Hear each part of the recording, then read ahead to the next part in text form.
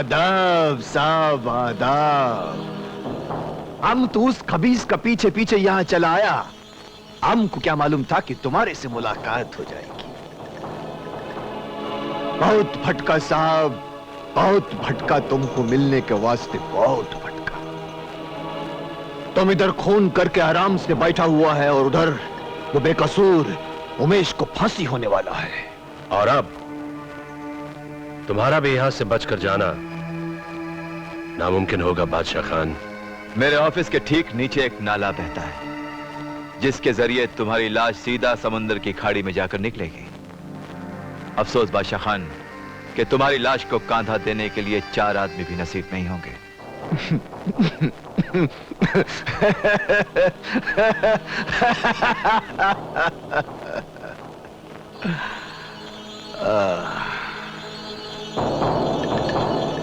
साबो, जंजीर से बंधा हुआ कुत्ता तो देखा होगा आप लोगों ने। वो भौंकता बहुत है, काटने का भी बहुत कोशिश करता है, मगर उससे होता कुछ भी नहीं। तुम दोनों का भी वही हालत कर दिया है मैंने। तुम लोग क्या बादशाह खान को बेवकूफ समझता है क्या? नहीं, बेवकूफ समझता है? उधर जाकर खिड़की के बाहर जाकर जरा देखो, देखो देखो देखो जरा। अपन लोग का भाई लोग सब खड़ा है उधर। अगर 10 मिनट के अंदर हम नीचे नहीं गया ना तो वो सब पुलिस को लेकर ऊपर आ जाएगा। देखो देखो।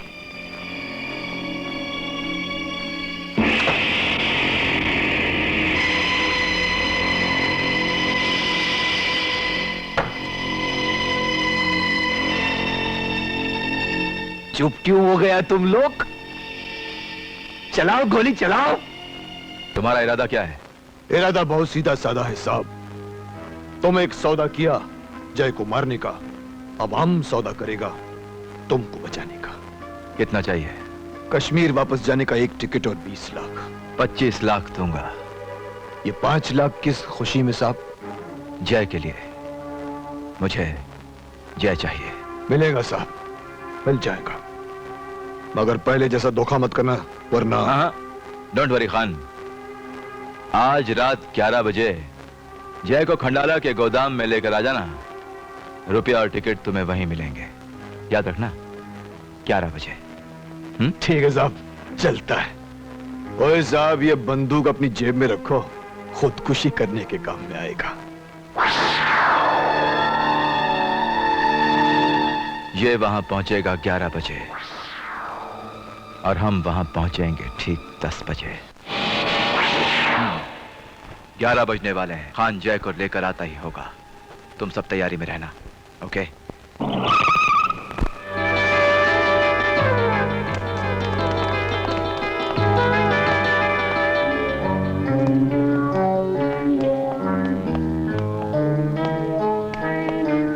खान भाई,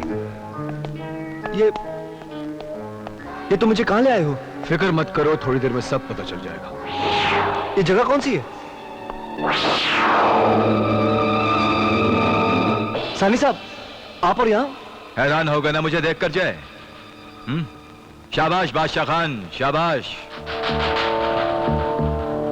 सानी साहब, शिकार हाजिर है, माल निकालिए। शिकार? कौन सा शिकार? जय, मुझसे तुम्हारी हैरानी और परेशानी नहीं देखी जा रही। चलो तुम्हारी नजर के सामने से पर्दा हटाई देते हैं। एडिटर शर्मा का कातिल, वो सुनहरी जूते वाला आदमी, दूसरा और कोई नहीं, मैं हूं। छमिया और जिमी का खून भी मैंने ही करवाया था। बादशाह खान मुझे पहचान गया था, इसलिए मैंने इसके साथ एक सौदा किया। और सौदा यह था कि यह अपना मुंह बंद रखेगा, तुझे मेरे हवाले करेगा और अपनी कीमत लेकर हमेशा के लिए शहर छोड़कर चला जाएगा। खान भाई, ये मैं क्या सुन रहा हूं?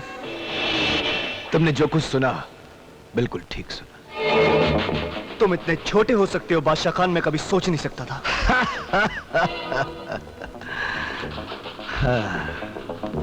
पैसा बहुत बड़ी चीज होती है बिरादर। उसे कमाने के लिए आदमी को कभी कभी छोटा भी होना पड़ता है। साले, भाई बोलकर पीठ पे वार करता है। तुझे मैं जिंदा नहीं छोड़ूंगा, जिंदा नहीं छोड़ूंगा तुझे मैं। जिंदा बचेगा तब ना। ए, आपस में लड़ने से पहले इतना जान लो कि अगर तुम में से कोई जिंदा बच भी गया तो उसे मैं नहीं छोड़ूंगा। तो क्या कह रहा है साइनी सेठ? तुमको जय मांगता था, हमने जय लाके दिया।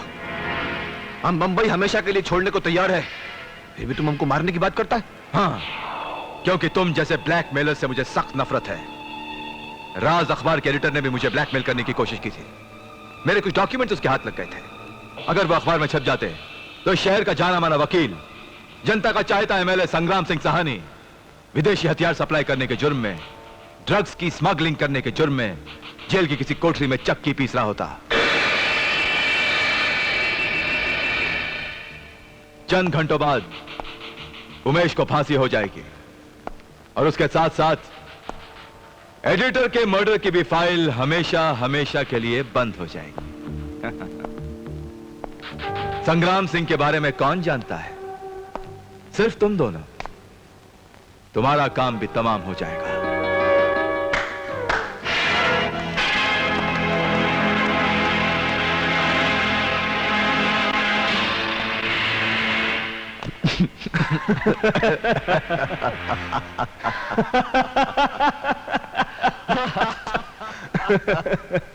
सानी साहब, आपने एक ताली बजाई, हमने आपका कमाल देखा, और अब हम एक ताली बजाएंगे, आप हमारा कमाल देखना। कोई अपनी जगह से हिलना नहीं। अपनी अपनी बंदूकें फेंक दो, वरना साहनी का भेजा फ्राई कर दूंगा।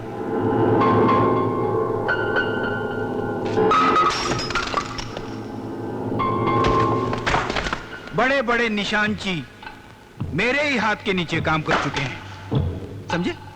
नहीं समझे? तो खान साहब इनको जरा समझा देना। वो क्या है सानी साहब कि तुम्हारे ऑफिस में हम तुमको झूठ बोला था कि हम जय को तुम्हारे हवाला करके बंबई छोड़कर चला जाएगा। हमारे पास तुम्हारा जुर्म का कोई सबूत नहीं था ना। तुम हमको इधर 11 बजे बुलाया और हम 9 बजे आ गए इधर और सब फिट कर दिया। तुम अपना जुबान से अपना सारा गुनाह कबूल किया, उधर मामू ने वीडियो रिकॉर्डर में सब कुछ भर दिया। सानी साहब, उमेश को फांसी नहीं होगी, इस कैसेट के जरिए तुम्हें फांसी होगी। ये खेल इतना आसान नहीं है जितना तुम समझते हो जय। फेंक दो अपनी बंदूक, वरना तुम्हारा साथी मुझसे नहीं बचेगा। Well done Mac, well done. क्या फर्क पड़ता है रे? हैं? क्या फर्क पड़ता है? साला आखी जिंदगी कोई अच्छा काम नहीं किया, फिर भी स्वर्ग में झोपड़ा लेकर रहने को दिल करता है। उमेश और उसके परिवार के लिए मरकर इतना तो पुण्य कमा लो। जय, तू मेरी खोपड़ी की फिक्र मत कर, तू साहनी की खोपड़ी पे नजर रख। ले जा उसको घसीट कर जेल तक और उमेश को हटाकर इसे फांसी पर लटका दे। देख सानी, इस वक्त हम तीनों को अपना जान का परवाह नहीं, हम मरकर भी अपना काम पूरा करके जाएगा। इसलिए भलाई इसी में है कि पुलिस के पास चलकर सारी बातें सच सच बता दे। सच को झूठ बनाने वाला साहनी पुलिस को सच बता दे? इम्पॉसिबल। अरे इम्पॉसिबल को पॉसिबल करना अपने को अच्छी तरह से आता है।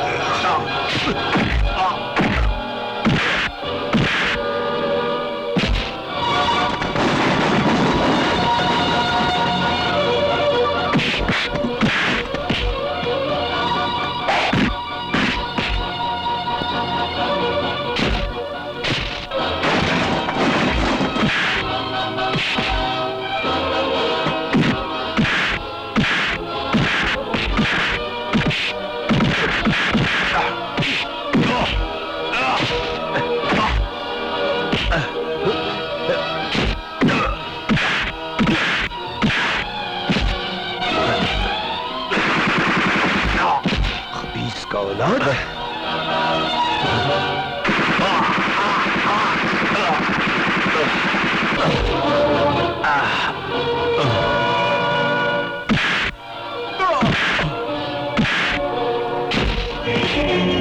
ये हमारे साथ गवाही देने चलेगा।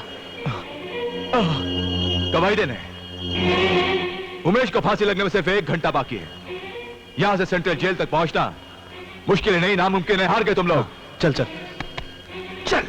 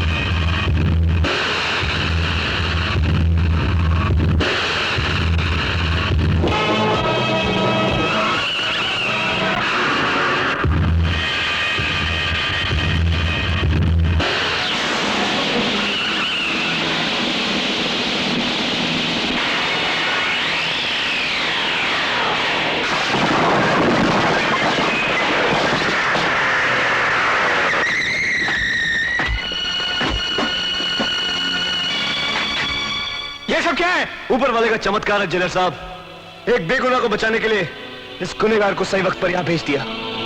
साहब यही है वो कमीना जिसे असल में फांसी के तख्ते पर होना चाहिए था। बोल, कर गुनाह कबूल अपना।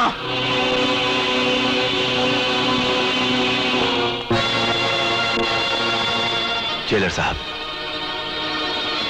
मैं अपना गुनाह कबूल करता। मैंने ही एडिटर बीके शर्मा का खून किया है और मैंने ही उमेश को फंसाया ताकि इसे फांसी हो जाए और ये केस हमेशा हमेशा के लिए खत्म हो जाए। लेकिन तकदीर के लिखे के आगे कौन लड़ सकता है जेलर साहब? गुनहगार हूं मैं, मुझे मेरे किए की सजा मिलनी चाहिए जेलर साहब, मुझे सजा मिलनी चाहिए।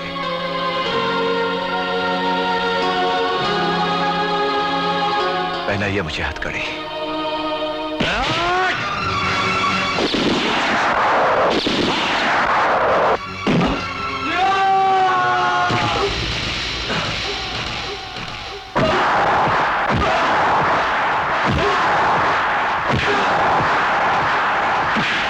हमारा फिक्र मत करो तुम, उमेश को जाकर बचाओ। जाओ जाओ जाओ जाओ,